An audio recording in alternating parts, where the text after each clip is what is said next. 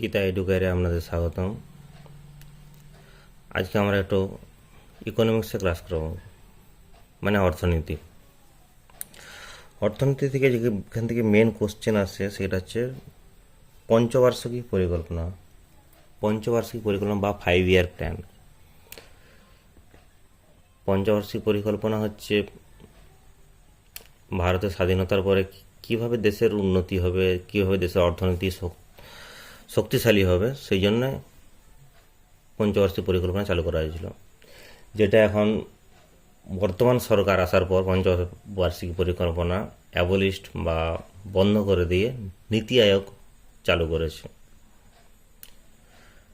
তো পঞ্চবার্ষিক পরিকল্পনার কিছু ফ্যাক্টস। পঞ্চবার্ষিক পরিকল্পনা প্রথম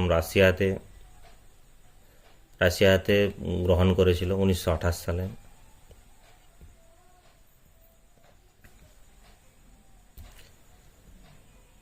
তারপর যখন ব্রিটিশ শাসন ছিল তখনই যেমন এই যে দ্য বিশ্বেশ্বরায়া প্ল্যান হচ্ছে বিশ্বেশ্বরায়া একজন ইকোনমিস্ট ছিলেন।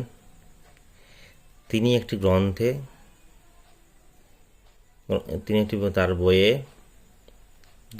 বইটির নামে the plan economy of India, তাতে কিভাবে দেশের অর্থনীতি মজবুত করা যায় সেই সম্বন্ধে বলে গেছেন। তারপর দেশ স্বাধীন হওয়ার পর কংগ্রেস একটা প্ল্যান দিয়েছিল, কংগ্রেস সরকার।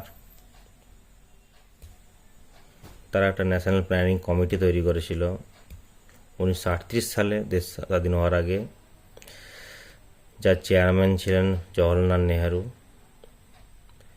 তো এই ন্যাশনাল পাবলিক প্ল্যানিং কমিটি এর রিপোর্ট পাবলিশ করেছিল 1949 সালে।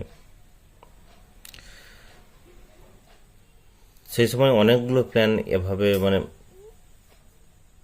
অ্যাকচুয়ালি যেমন একটা ধরুন মার্কেট ধরার জন্য বিভিন্ন রকম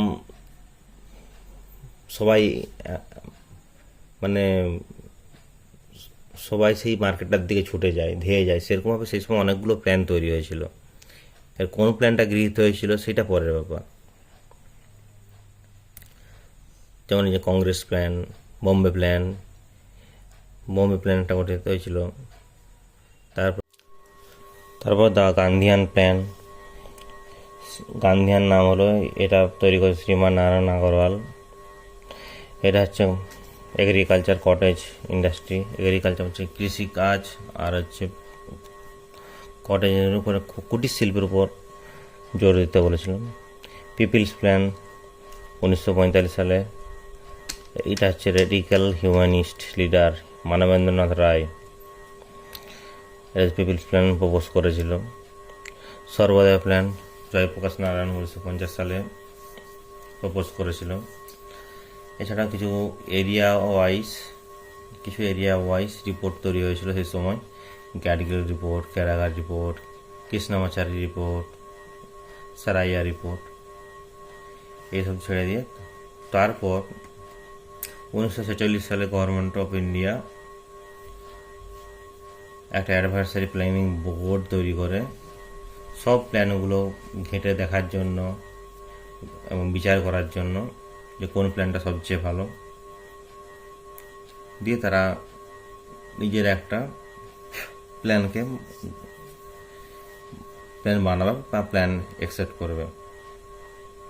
এই যে 1 জানুয়ারি 2015 প্ল্যানিং কমিশন বন্ধ করা হয় এবং নীতি আয়োগ চালু করা হয়। থ্যাংক ইউ বন্ধুরা, আমাদের চ্যানেলটিকে সাবস্ক্রাইব করুন এবং অনেক ভালোবাসা দিয়ে আমাদেরকে আরও উৎসাহ দিন।